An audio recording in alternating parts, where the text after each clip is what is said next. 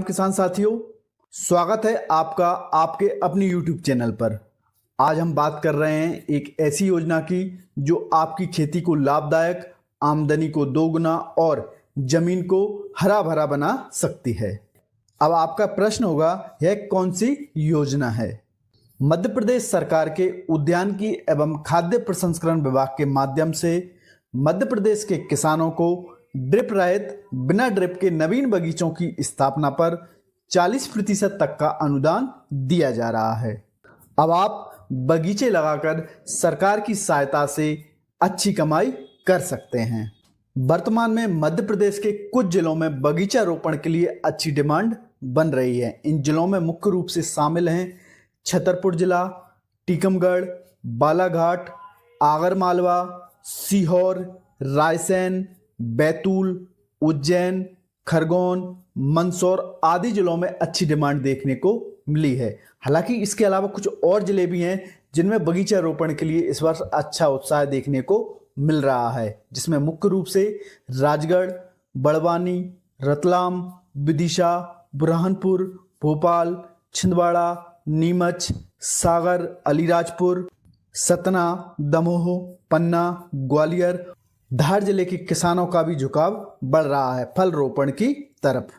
अब आपका अगला प्रश्न होगा कि कौन कौन सी फसलों, किस किस फल बगीचे के लिए अनुदान दिया जा रहा है। तो आपको बता दूं किसान साथियों, मुख्य रूप से आम, अमरूद, अनार, नींबू, संतरा, मौसमी, लीची, पपीता, बेर, आंवला, इमली, कटहल, जामुन, केला, strawberry, dragon fruit, fashion fruit, avocado, अंजीर और ब्लूबेरी जैसे फल बगीचे लगाने के लिए सरकार की तरफ से किसानों को अनुदान दिया जा रहा है। अब किसान साथियों, आपका प्रश्न होगा, सरकार की इस MIDH फल पौधरोपण योजना में कितने प्रतिशत तक का अनुदान दिया जा रहा है? योजना में होने वाले निर्धारित सत्यापन का सफल वेरिफिकेशन होने पर बगीचा लागत का 40% सब्सिडी दी जाएगी। यह फल प्रजातिवार पौधे की दूरी के अनुसार अलग अलग रहेगी। आपको बता दें, इस फल पौधरोपण योजना के लिए सरकार का मुख्य उद्देश्य किसानों की आय बढ़ाना, खाली पड़ी निजी भूमि का सदुपयोग करना, रासायनिक खेती से हटकर टिकाऊ बागवानी की ओर किसानों को प्रोत्साहित करना और जलवायु के अनुकूल फलदार पौधों को बढ़ावा देना, ग्रामीण क्षेत्रों में रोजगार सृजन करना और ग्रामीण विकास को गति देना ही सरकार का मुख्य उद्देश्य है। अब आप लोगों का सवाल बन रहा होगा कि फल बगीचा क्यों लगाएं? कम लागत में अधिक मुनाफा, एक बार बगीचा लगाने के बाद सालों तक फल मिलते रहते हैं। सरकार की अनुदान से आर्थिक बोझ भी इसको लगाने में कम रहता है। बाजार में फलों की हमेशा मांग बनी रहती है, फल हमेशा बिकते हैं, चाहे मौसम कोई भी हो। अब आपका अगला प्रश्न होगा, इस फल बगीचा योजना का लाभ कौन व्यक्ति या कौन किसान ले सकता है? ऐसे सभी किसान जिन्होंने पिछले 7 वर्षों में इस योजना का लाभ नहीं लिया है, वह सभी किसान इस योजना का लाभ ले सकते हैं। किसान के पास उसके पास स्वयं की कृषि भूमि होना चाहिए। जिस स्थान पर, जिस खेत पर वह बगीचा लगाना चाहता है, उस भूमि में उचित जल निकास की व्यवस्था होना चाहिए, अर्थात बरसात का पानी इकट्ठा नहीं होना चाहिए। इसके अलावा किसान के पास उस भूमि में सिंचाई का एक निश्चित साधन होना चाहिए। जहाँ पर फल पौधा लग रहे हैं, फल बगीचा लगा रहे हैं, वहाँ पर सिंचाई के लिए एक अच्छी व्यवस्था होनी चाहिए।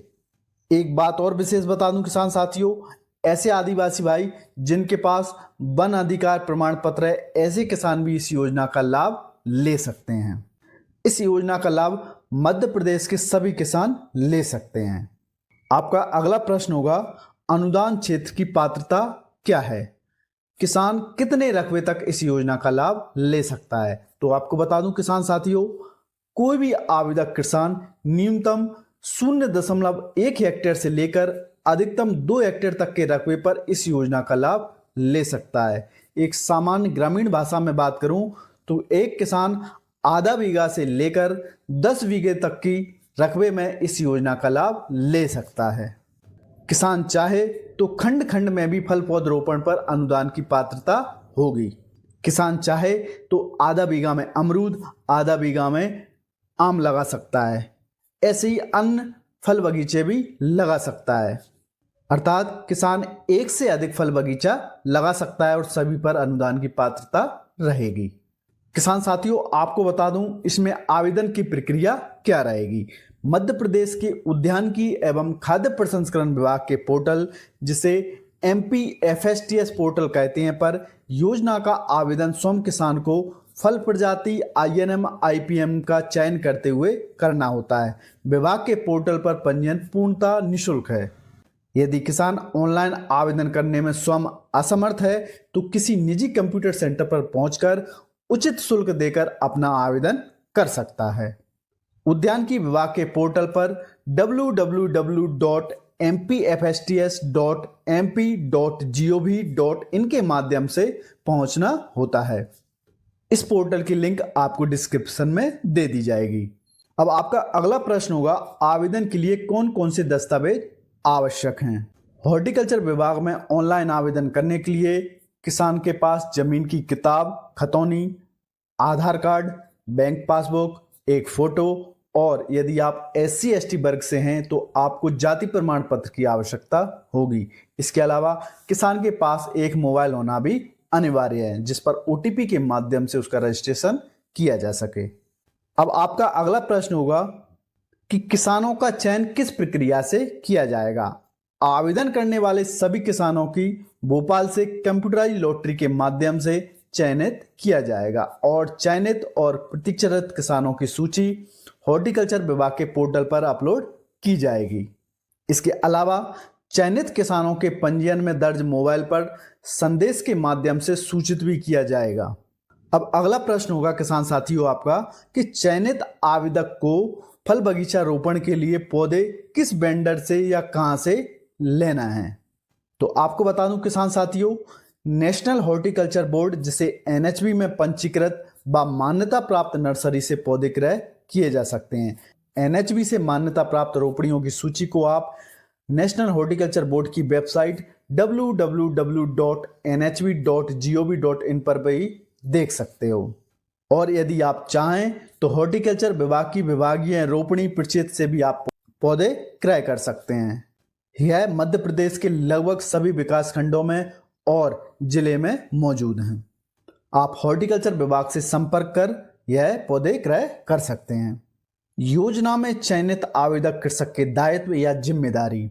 ऐसे किसान जिनका इस योजना में चयन हुआ है वह पौध रोपण के लिए उचित आकार का गड्ढा खोदेंगे। इसके अलावा उचित पद्धति से तैयार किए गए पौधों को लेना होगा और उनको निर्धारित मापदंडों के साथ समय पर रोपण भी करना होगा। इसके अलावा अनुशंसित मात्रा में खाद, फर्टिलाइजर और दवाएं भी उनको प्रयोग करनी होगी।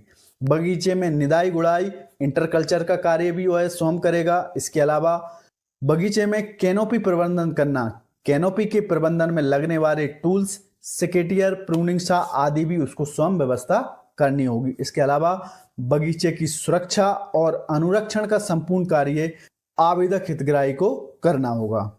आपको बता दूं, योजना के अंतर्गत पौधे कहां नहीं लगा सकते।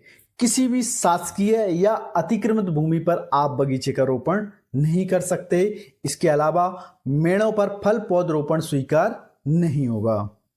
अब आपको बता दूं, फल पौध रोपण का सत्यापन किस प्रकार से किया जाएगा।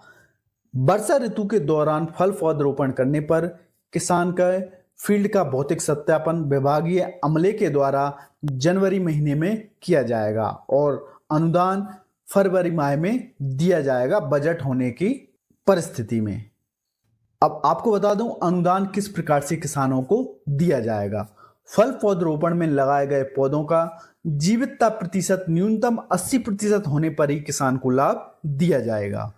किसानों को रोपण सामग्री और अन्य इनपुट लागत पर 60:40 के अनुपात में 2 किस्तों में अनुदान दिया जाएगा।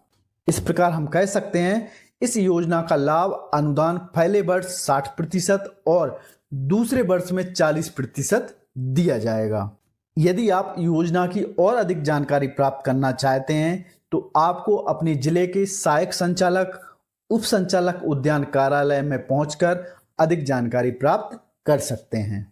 इसके अलावा आप इस वीडियो में कमेंट्स करके हमसे भी पूछ सकते हैं। जितना संभव होगा आपको आपके प्रश्न का उचित जवाब देने का प्रयास किया जाएगा। किसान साथियों, आज की खेती को भविष्य की जरूरत के साथ जोड़ना है। बागवानी सिर्फ एक खेती नहीं बल्कि लंबे समय तक चलने वाला आय का स्रोत है। तो देर ना करें, आज ही योजना का लाभ लें और अपने खेत में हरियाली के साथ आमदनी भी उगाएं। अगर वीडियो पसंद आया हो तो लाइक करें, अपने किसान भाइयों के साथ शेयर करें और चैनल को सब्सक्राइब करना बिल्कुल ना भूलें।